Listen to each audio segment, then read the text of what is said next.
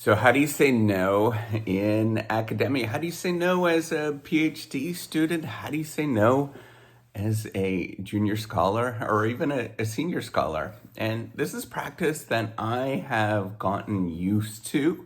I'm going to talk about that today because I think it's incredibly important as you move on in your career and do various different things. So, if you don't know me, I'm Professor Dave Maslach. I'm an associate professor of innovation. And I created this whole reciprocity project to give back as much as I possibly can. So I'm a deeply caring person and I want to help out people all the time. And so I have a tendency to really say yes to a lot of different things. But there is a simple solution and a simple way to say no. And I want you to stick with me and watch the rest of this video. And that is say no. I know it seems really stupid to say that, but a lot of the times when you say no, it's a practice skill. And you feel guilty and you feel all of these, at least when I say it, I like panic, right? I'm like, how do I say this? What do I do? And ultimately, I just say no. You know, just a nice little polite thing. You could put it into ChatGPT in terms of how to say no. And it just has to be a little polite thing where it just says, I'm sorry, I just don't have the time. Usually what I do is in my no is I will actually look at my calendar. I honestly do want to help out most people and do things, but my calendar is almost always full. And particularly at the early stages when you need to dedicate time to research, that is okay to dedicate time to research, even though it seems like it's kind of empty space and you want to do all these kind of things. That's okay. You can dedicate time to research and you can say, no, you don't want to participate on something. And I know it's really interesting, right, when you do this. So this is the way that I think about this. If somebody reacts negatively to you saying no, the problem is likely on them. They're not dealing with things very well. If they go for an ask and you said no, they should respond very politely because they were actually approaching you. But if they, respond in a very hastily way or don't respond at all or any of these kind of things, the problem is on them, then they're not dealing with this very well, right? Ultimately, the only thing that you could do is tell your truth. I have worked on this a lot. And that you just have to tell your truth and be who you are. And you don't have to be mean. That's what, most of the things that I talk about on this channel and everything that I do and all sorts of the digital environment is I try to stress, be nice, be a calm, gentle human being that smiles and wants to help out, does all that things, all of the wonderful things in this world. But you can look at your schedule and say, hey, I just can't do this in the near term. So what I tend to do is I'll say, hey, I might be able to get to it in X amount of time. And it might be 2 months. And that's the truth, right? There is generally a lot and you can kind of schedule it in. And then at that point, you've kind of worked your mind up to it to do this particular task that is kind of secondary to what you're doing. And then you can actually do that, right? It often means for me to schedule a little bit in the future to do these tasks that are like, should I do this? This doesn't really make me excited. But if I schedule in the future, then that is good. And if somebody responds negatively, then it's on them, right? You're actually telling the truth and doing your thing and you're trying to be a nice, decent, civil human being.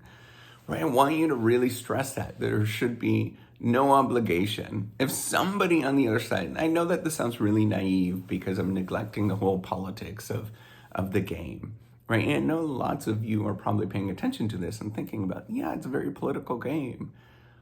But, here's the thing. The only thing that you could do is to tell your truth and to be honest. right? Because if you play that political game, and I know that there's easy ways to sort of manipulate it and do all those kind of things, but if you play those games, eventually it catches up to you in various different ways. Other other people will see that you're playing games and they like stop trusting you, or you feel kind of not so good inside, right? And that's one of the things that I've been working on, is just to tell my truth and to be as loving and kind and encouraging as possible, but at the same time,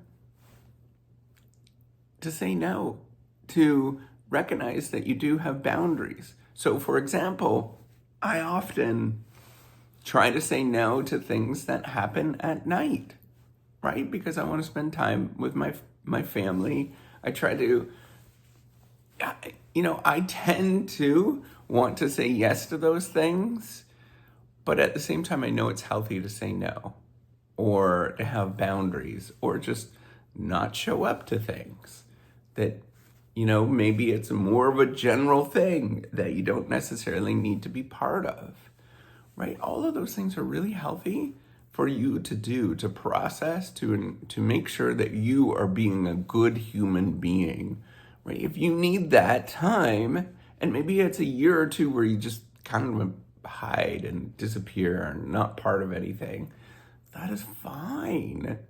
That's a good thing. That means you're managing the boundaries between you and the outside world, where the outside world is harsh.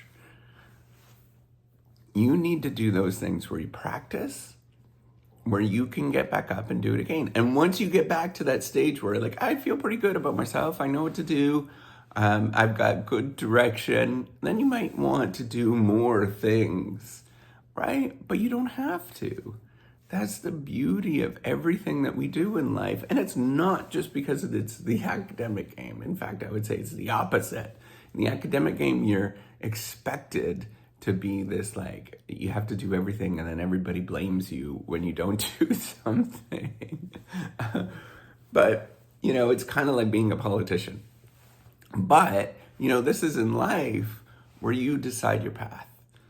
And if something is taking away from you, just say no. It's okay, right? Like, if there's something that you really want to do, then it's okay to say yes as well, right? And if it takes you on a different path in life that takes you down something where somebody says, well, this is not the thing that you should be doing, you tell them, screw you, right? Like, not in public, but in your mind, right? Like, you develop that thick, that mindset where, like, I am doing the things that I love to do, and that is perfectly fine.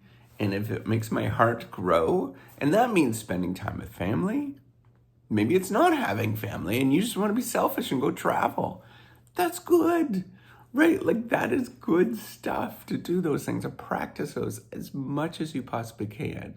And if there is any of those feelings that you have that are challenging, that make you want to say yes, and it's not something that you want to do, really? Is that like a life that you want to live? Right? So it's okay. If somebody's calling you late at night and doing those things because of work, ignore it. It's okay. It's outside of work hours. If you want to talk to them and it's a wonderful experience and you love talking to them, it's totally fine. But if it's work and it feels like work, find the boundaries, find the moments when you can actually answer that particular thing. So practice this, and it's a learned skill. And it takes a lot of practice. And I think maybe by the time I'm 95 years old, I'm really gonna actually understand this. How to actually manage this. I'll be looking at myself at 45 and be like, that person didn't know what the hell he was talking about. But know that it's this long, long life of practicing, of saying no and prioritizing the things that you want to do, and saying yes to the things that you love. And that's it. All right. Take care and have a wonderful day. Bye.